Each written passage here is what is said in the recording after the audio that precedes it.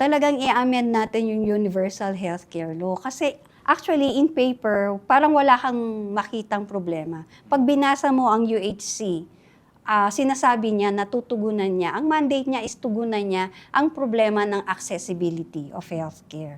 Pero 2019 pa siya in-implement at naging batas. Pero tingnan natin kung anong nangyari. So based sa reality at yung nangyayari, hindi nagkaroon ng accessible healthcare.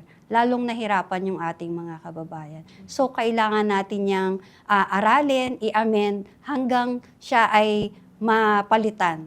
Alisin natin. Ibasura, kumbaga. Ang gusto nyo, repeal. Repeal yung universal healthcare. Kasi ang universal healthcare is one of the sinasabi nating neoliberal policy. Ibig sabihin, ito yung policy na inimpose sa atin ng mga multilateral agencies or international finance institutions like IMF, World Bank, World Trade Organization to ensure na makabayad tayo ng utang natin sa kanila. Ang masakit dito, nasa-sacrifice yung kalusugan ng mamamayan. Kaya yung may mga trade agreements kasi yung gobyerno natin na nasa-sacrifice yung social services. And that is one big example.